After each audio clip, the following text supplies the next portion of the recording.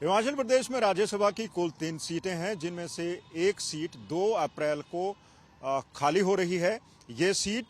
Bharatiya Janata party के राष्ट्रीय अध्यक्ष जगत प्रकाश नड्डा की है, जो अब 6 साल का कार्यकाल पूरा कर रहे हैं। अब चूंकि हिमाचल प्रदेश में कांग्रेस की सरकार है, कांग्रेस का बहुमत है, तो निश्चित तौर पर ये सीट अब कांग्रेस नेता की झोली में जा सकती है। वो नेता कौन होगा, इसको लेकर सुबुगाट जारी है और चर्चाओं का बाजार गर्म है। हिमाचल प्रदेश की कांग्रेस अध्यक्ष प्रतिभा सिंह ने हाल ही एक बयान दिया है कि ये सीट गांधी परिवार की 2 महिला नेताओं को ऑफर की जा सकती है, या तो पूर्व कांग्रेस अध्यक्ष सोनिया गांधी को या फिर प्रियंका वाड्रा को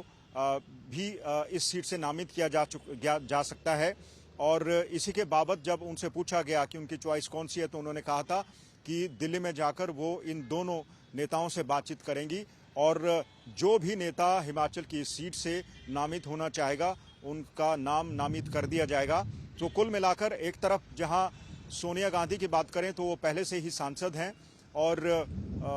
प्रियंका वाड्रा अभी तक राज्यसभा के लिए कभी नामित नहीं हुई,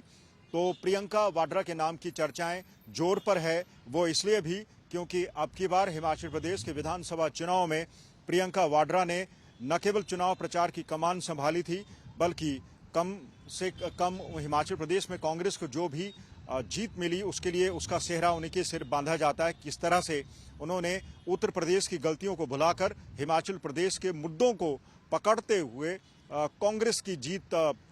हासिल करने के लिए ताबड़तोड़ रैलियां की, भारतीय जनता पार्टी की कमियों को उजागर किया। और सबसे बड़ी बात यह थी कि उन्होंने स्वर्गीय प्रधानमंत्री इंदिरा गांधी को भी हिमाचल प्रदेश से संबंध उनका जाहिर करने का या फिर उनको रिलेट करने का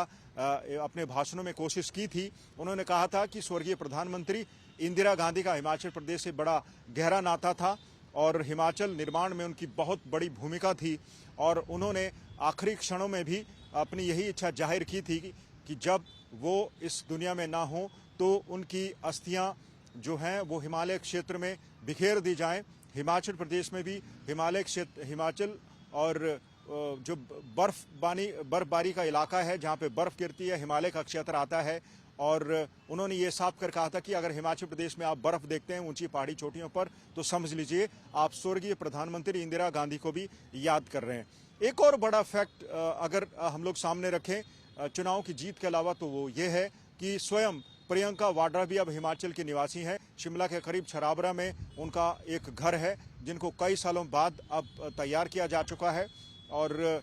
प्रियंका वाड्रा भी खुद को हिमाचल का निवासी मानती हैं। अक्सर शिमला में उनका आना जाना लगा रहता है। तो कुल मिलाकर कांग्रेस की तरफ से अब इन 2 नेताओं का नाम सुझाया गया है, चाहे वो प्रियंका वाड्रा हो या फिर सोनिया गांधी। फिलहाल सूत्र हमें यही बता रहे हैं कि प्रियंका वाड्रा का नाम प्रमुखता से लिया जा रहा है और हो सकता है हिमाचल से उनका जो नाम है राज्यसभा के लिए नामित हो जाए। तो फिलहाल अभी इसका फैसला कांग्रेस आलाकमान करेगा कि इन 2 नेताओं में से कौन सा नेता राज्यसभा के लिए जाना चाहता है, और अगर